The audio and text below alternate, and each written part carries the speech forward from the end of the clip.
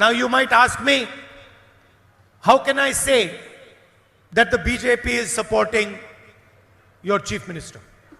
ഞാൻ ചോദിക്കുന്നു, എങ്ങനെയാണ് ബിജെപിക്ക് ഈ മുഖ്യമന്ത്രിയെ എങ്ങനെയാണ് പിന്തുണയ്ക്കാൻ സാധിക്കുന്നത് എന്ന് ഞാൻ ചോദിക്കുകയാണ്. I'll give you two proofs for this. അതിന് രണ്ട് തെളിവുകളുണ്ട്.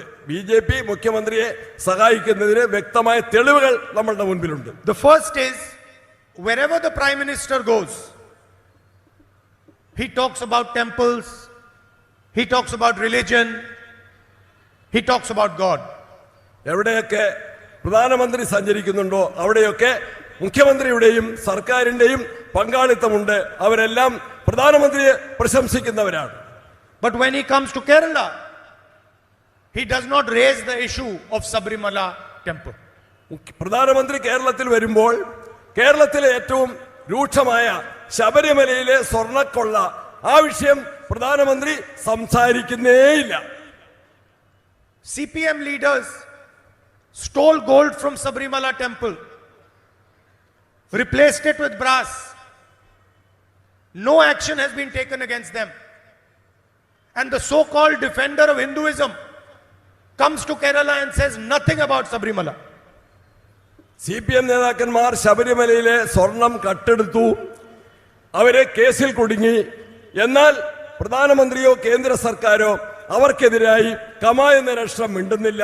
ശബരിമല എന്ന വാക്ക് തന്നെ അവരെ ഉപേക്ഷിച്ചിരിക്കുകയാണ്, ഉപയോഗിക്കുന്നില്ല. Because he wants the left front to win the election in Kerala. പ്രധാനമന്ത്രി ആഗ്രഹിക്കുന്നത് ഇടതുപക്ഷം കേരളത്തിൽ ജയിക്കണമെന്നാണ്. അതുകൊണ്ടാണ് അദ്ദേഹം ശബരിമല എന്ന വാക്ക് ഉച്ചരിക്കാൻ മടിക്കുന്നത്.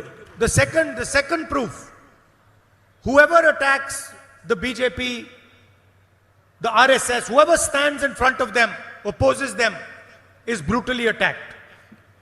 ആരൊക്കെ ബിജെപി എതിർക്കുന്നോ RSSനെ എതിർക്കുന്നോ അവരെ എതിർക്കാനാണ് മാർക്സിസ്റ്റ് പാർട്ടി ഇപ്പോൾ തുനിഞ്ഞുകൊണ്ടിരിക്കുന്നത്. അതിനാണ് അവരെ പ്രാധാന്യം നൽകുന്നത്. I have 36 cases against me.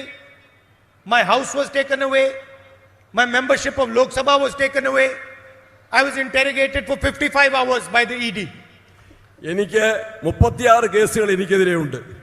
എൻ്റെ പാർലമെന്റ് അംഗത്വം അവർ റദ്ദ് ചെയ്തു. എന്നെ വീട്ടിൽ നിന്ന് അവർ ഒഴിവാക്കി. ഇപ്പോൾ ഇതാ 50-ലേറെ കേസുകൾ എനിക്കെതിരെയുണ്ട്. എന്നിട്ടും മാർക്സിസ്റ്റ് പാർട്ടി എനിക്കെതിരായി BJPയോടൊപ്പം സഖ്യം ചേരുകയാണ്. അവരെന്നെയാണ് ആക്രമിക്കുന്നത്, എനിക്കെതിരെയാണ് അവർ ആക്ഷേപം ഉന്നയിക്കുന്നത്. If the chief minister of Kerala is really standing against the